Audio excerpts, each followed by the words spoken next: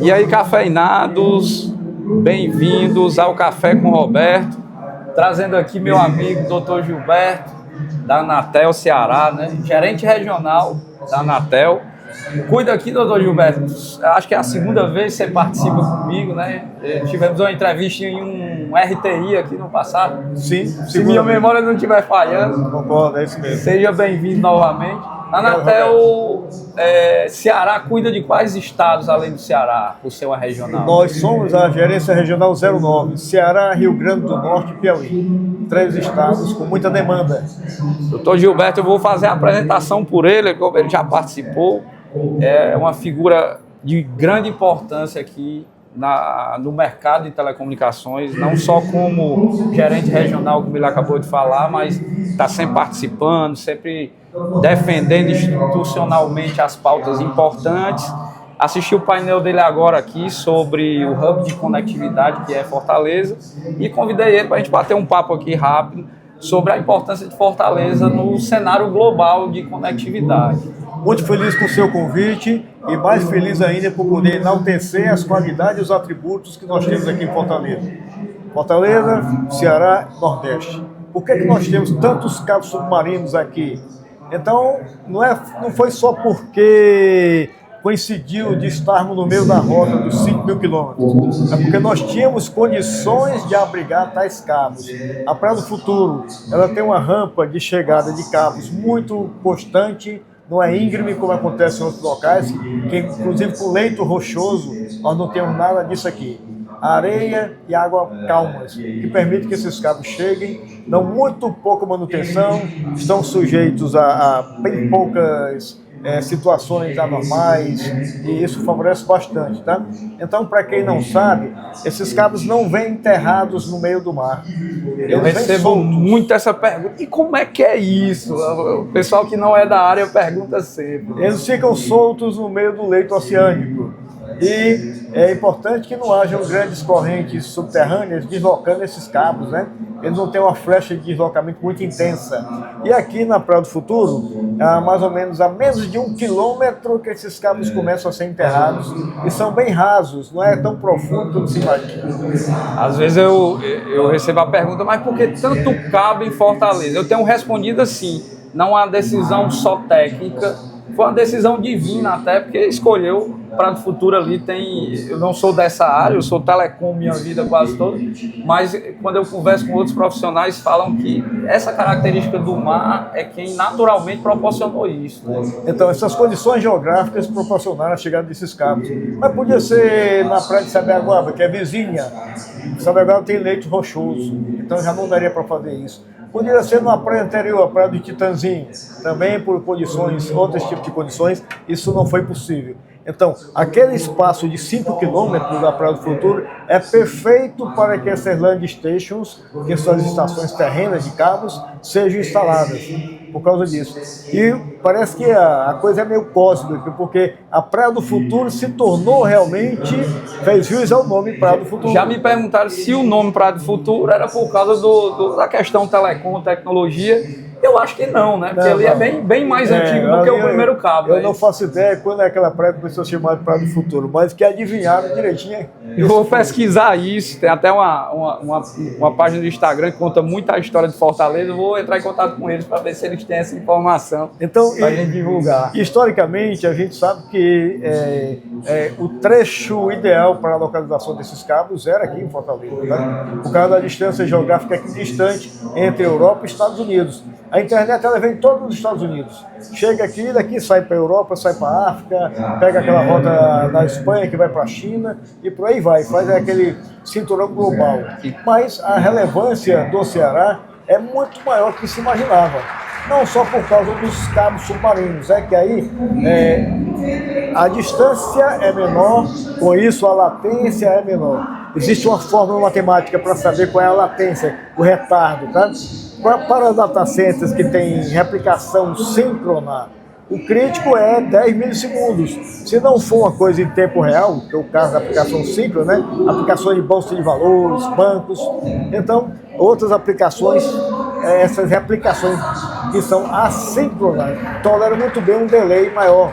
20 milissegundos, 30 milissegundos. Então, o fato das operadoras grandes, das Big Techs, estarem vindo para cá, realmente um fator atrativo, um deles é essa latência menor. Aqui chegam os cabos. É muito mais fácil você fazer armazenagem, processamento e daqui partir para diante. Só lembrando, Roberto, e aos seus ouvintes, que antigamente os cabos chegavam em Fortaleza e iam todos para São Paulo, para a RNP, onde eram processados pelo Xirra de São Paulo. Olha só, depois de São Paulo eles retornavam para Fortaleza. Isso é um acréscimo de latência gigante. Gigante. A então, conta em dobro aí. Né? Por que não fazer com que aqui tivesse um ponto de troca de tráfego, otimizando todas essas rotas e todo esse tempo aí de delay. Essa é uma grande vantagem de Fortaleza, tá? Então, cabos submarinos trouxeram data centers. Data centers trouxeram consigo empresas e empregos. Eu tenho uma história que eu ouvi de uma pessoa da equipe da Angola Cables sobre a primeira ligação de vídeo quando o cabo SAX, que liga Fortaleza a, salvo engano, na Luanda, na Angola, e eles fizeram a ligação de vídeo surpresa e o pessoal estava assim, incrédulo que essa ligação estava partindo do Brasil. Foi logo quando o cabo entrou em operação, a redução de latência, e eles me explicaram que antes do cabo SAX era impossível fazer uma ligação Brasil-Angola de vídeo e conseguir uma comunicação clara por conta da latência, do delay que você bem descreveu aí. Faz todo sentido. Incrível, bem incrível. É bem pertinente, né? Então, com essas novas tecnologias de fibra ótica, cada vez estão ficando mais modernas, né? Mais confiáveis. Hoje, um cabo submarino, para quem poucas pessoas sabem disso, um cabo submarino intercontinental, ele tem um diâmetro muito pequeno, não passa de 35 milímetros, 36 milímetros. Não é aquele cabo imenso como se imaginava. E a quantidade de fibras é mínima também, são 6 pares, 8 pares, 10 pares. Né? Eu confesso que eu já estou fazendo 21 anos de operador em dezembro, e antes de conhecer a estrutura de cabos submarinos da Praia do Futuro e de outros lugares, eu pensava que esses cabos eram um monte de fibra, né? Você vê aquelas imagens na internet, aí eu fiquei surpreso que são 4 pares, 6 pares, né? Essa é a realidade. Quando você vê redes aéreas com 200 pares, isso aí é totalmente diferente. Não podemos esquecer que cada par de fibra precisa de uma série de repetidores para distância de 5 mil quilômetros ou mais. Então é um custo absurdo. São projetos de uma tecnologia muito grande, né? Quando a gente pesquisa a capacidade do primeiro cabo implantado no Brasil até os mais modernos, como por exemplo Ela Link, que conecta Fortaleza, é o primeiro a conectar Fortaleza à Europa diretamente, a gente compara as tecnologias, assim, é uma coisa que brilha os olhos de tão rápido que evolui, né? E cada vez com maior capacidade, maior robustez e melhor qualidade. A probabilidade de defeito é mínima nessas tecnologias robustas que estão aí. Deixa eu lhe pedir uma dica aqui. Eu sempre falo que a internet do Brasil hoje é a melhor do mundo por conta dessas características de conectividade. Será que eu tenho falado besteira ou é um consenso? Antes a gente fazer um adendo aqui, antes falava de Japão, que é um país muito pequeno, que já tinha conexões muito rápidas de 1 giga, que era a melhor internet do mundo, a Coreia. Eu acho que a gente, se não for a melhor, a gente está bem equiparado. Olha, o nordestino, eu havia falado agora há pouco no evento que eu participei, falando sobre a capacidade inventiva do nordestino. Pessoas inteligentes, criativas, ousadas e que são determinadas conseguem fazer coisas incríveis. Hoje, seguramente, nós temos redes, provedores regionais, provedores locais, com qualidade de rede, com um tipo de gerência, um tipo de serviço bem melhor do que a grande parte do mercado europeu ou em outros locais do planeta. Então, rapaz, bom saber que eu não falo isso equivocadamente. Bom quando saber. A gente começa a comentar pacotes de bandas oferecidos por pequenos provedores, os colegas de outros continentes se admiram. Vocês fornecem isso? Provedores ofertam para as casas pacotes de 500 megas ou até 1 tera. Para eles isso é impensável, né? E nós temos isso aqui em profusão. É devido a esses fatores. Nós queremos sempre prestar serviço de boa qualidade, estamos sempre dispostos a atualizar nossas plataformas. Esse é o grande diferencial do brasileiro e principalmente do nordestino. Eu queria mudar um pouco o jogo aqui da conversa, o sentido da conversa.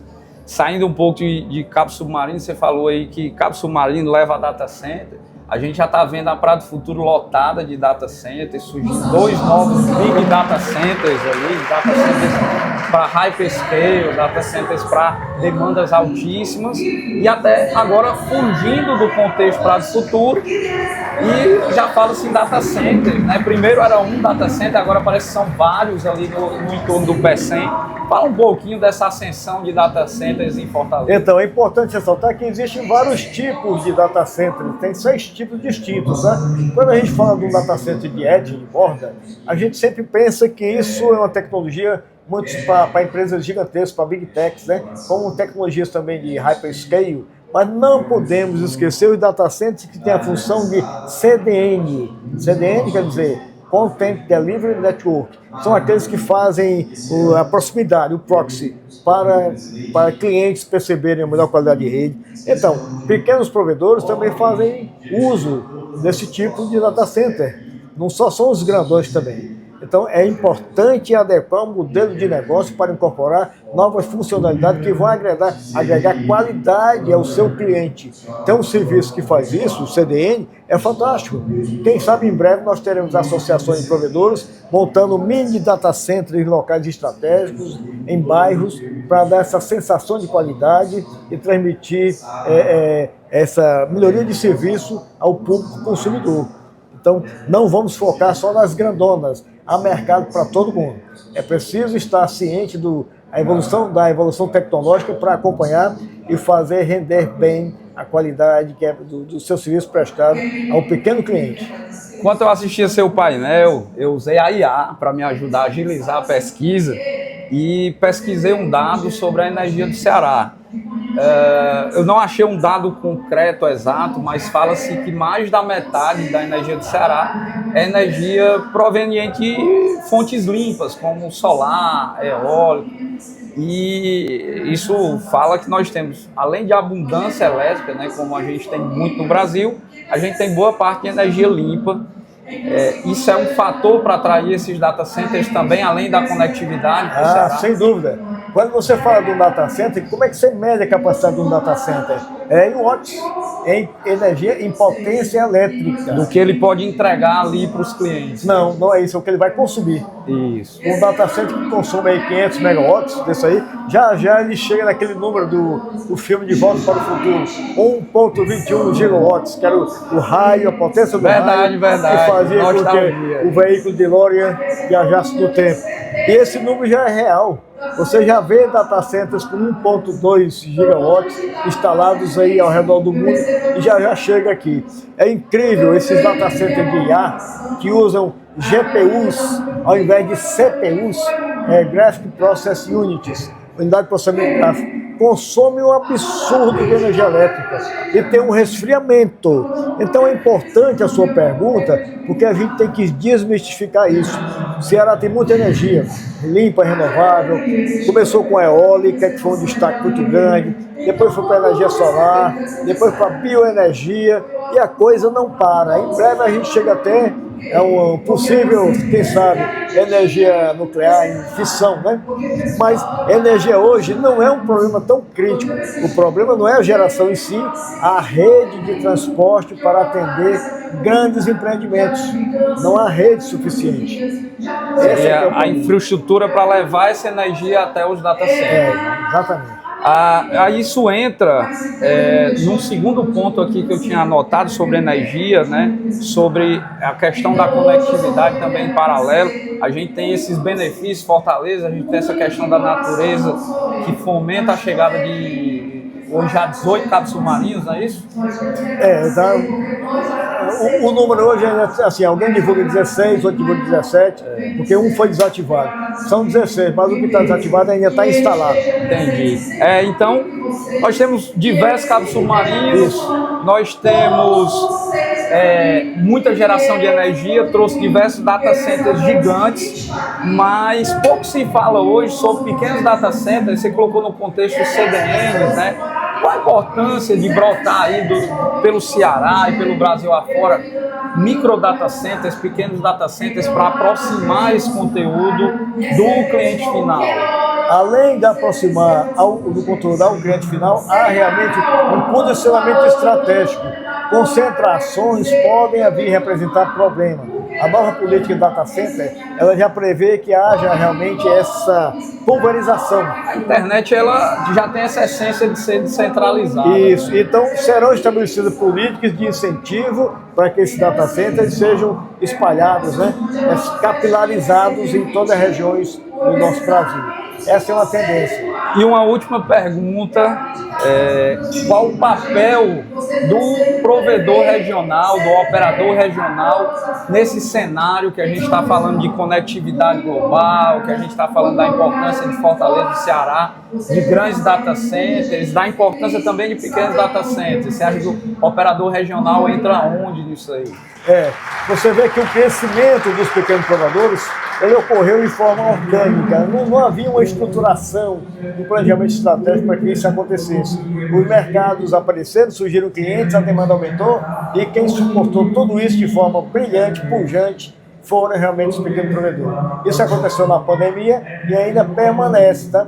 Então, dentro dos planos estruturantes, é muito importante ressaltar que existe essa preocupação do governo e dos órgãos públicos reguladores para que isso tenha sua sustentabilidade e sua relevância cada vez maior. Provedores são muito importantes para o que vem sendo feito no Brasil. Essa capilarização de redes, nunca tivemos tanta facilidade, tanta oferta de produtos de boa qualidade quanto temos agora, graças aos pequenos provedores. Legal. Doutor Gilberto, muito obrigado pelo seu tempo. Eu sei que tempo é o que a gente tem de mais raro. Você trouxe a família como eu aqui para o evento, então a gente tem que dosar muito bem, escolher muito bem onde a gente coloca o nosso tempo. Então, muito obrigado pela sua participação. Mas eu queria extrair mais. Você é um cara que traz sempre muita informação, sempre informação de muita qualidade, através também do seu conhecimento, mas como Anatel, né, como instituição.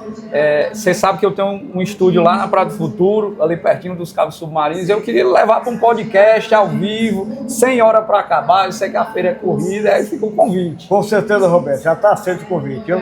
Obrigado. Pensamos parecido, trouxemos as famílias, porque os nossos filhos são os nossos melhores ativos do futuro, né? E inseridos nesse ambiente de tecnologia é realmente uma ação grandiosa. Nós estamos nos aproximando do que dá sempre sucesso, é tecnologia. Ok?